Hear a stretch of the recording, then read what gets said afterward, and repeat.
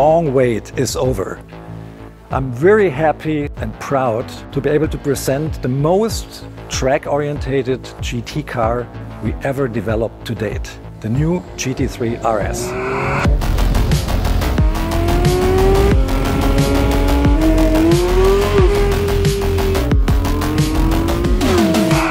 One thing when you first look at the car is very obvious. It's all about aerodynamics.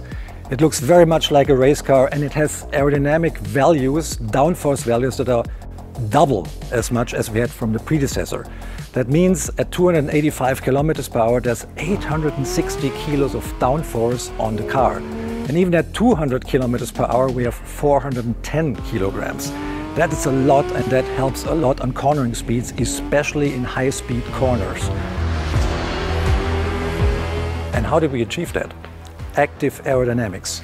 A huge rear spoiler, 6 feet wide, higher up in cleaner air than ever before, and 2 modules hidden beneath the front lamps that have active diffusers that work in synchronicity with the rear flap that goes up and down to get maximum performance on track. And this car does not only feature a lot of aerodynamic components that we use in the GT3 R race car, we even stole a feature from Formula One, which is a drag reduction system that the pilot can activate via a button on the steering wheel to reduce drag and give the car the best performance out of the corners on the longer straights.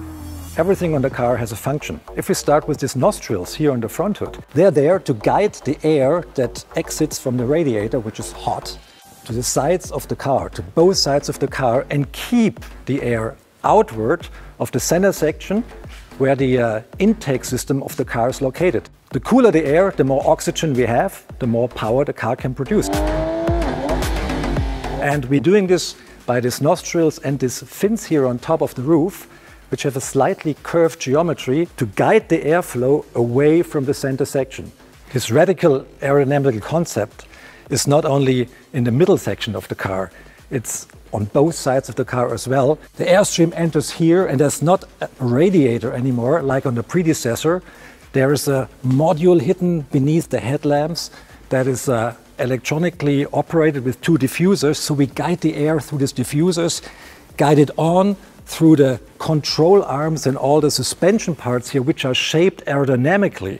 So we have a profile on each control arm here that contributes to the downforce of the car big time. We have another 40 kilos of additional downforce solely by using this aerodynamically shaped control arms. If the air goes on, it gets ventilated through these vanes up above, which we know from the predecessor, which work a little bit more efficient even. And we use this section here, which is a little bit drawn to the inside, to exhale the air a little bit better out of the wheel wells. And for that, we had to construct a new door that is made of carbon fiber. These vanes here guide the air close to the body to prevent swirls that are causing back pressure. We don't want to have that. And then guide the air here through the side of the car into these intakes here, which are not used anymore for intake charge of the car, which are part of the aerodynamical concept to accelerate the air, guiding the air mostly and as flat as possible to the side of the car by using these vanes here. And that's not everything. There's a lot of air entering in the front, underneath the front splitter. The whole under construction of the car is full of vanes and guiding flappers to get the best aerodynamical results. A lot of speculation was going on what kind of engine would be in this car. It's 525 horsepower, so that's 15 more than on the GT3. How did we do that?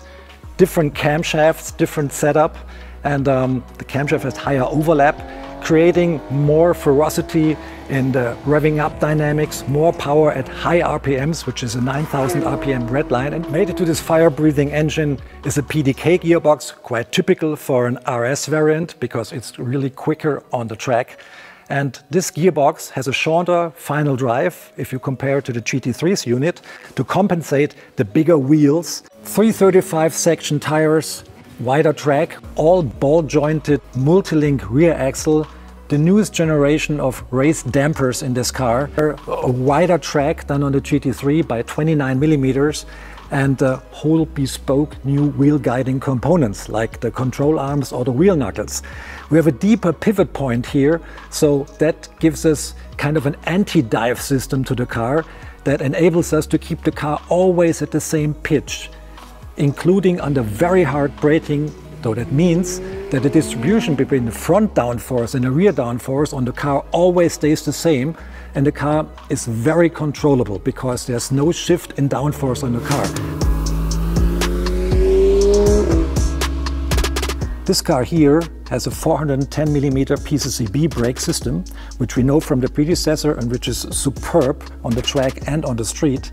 As standard equipment, the car comes with a steel rotor, which is revised and enhanced over the ones we use in the GT3. The steel rotors are thicker to create more longevity on the track, and the rear calipers on this car have a different piston diameter to get even more stopping power from the super wide rear to create the best stopping times and stopping distances I think we ever had on any street car in Porsche.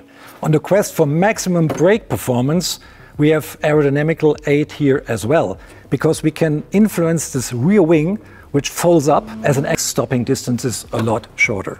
There's another trick we have up the sleeve. We can control compression and rebound of the dampers in the car. The driver can do it himself. It's really very neat. You don't have to go underneath the car and play around with damper settings there. You can do it from the cockpit. We have these satellites here on the PASM system. The damper control is not all you can do here. There's another button here that says ESC TC. That's a traction control. By push of that button, you get another screen and you can adjust the traction control to your liking, and you can even turn it completely off.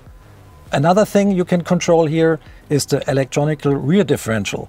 You can influence the values for coast and power to your liking. Very good if you have damp conditions or if you have a bumpier road, and you can influence the car's behavior upon braking and exiting the curve by a big time here. There will be a Weissach package as well available for the car. Traditionally, the Weissach package shows off more carbon fiber than this non-Weissach variant here. That means the front lid is carbon fiber, visible carbon fiber, the roof is visible carbon fiber, and for most markets we offer a rear roll cage made of carbon fiber as well, which is in itself 6 kilos lighter than the steel variant.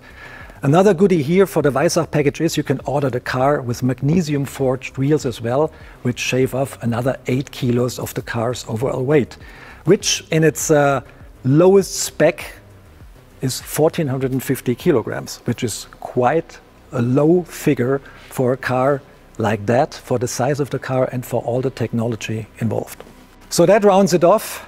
I think we have the most hardcore GT variant to date standing here behind me, and there's so much technology and innovation going on, not only to make the car faster, to make it more fun to drive as well. I love to drive it, especially in the high speeds corners on every given track. It's mind-boggling what this car can do. It's so much fun, and I really love to drive it, and I'm absolutely sure you will love it too.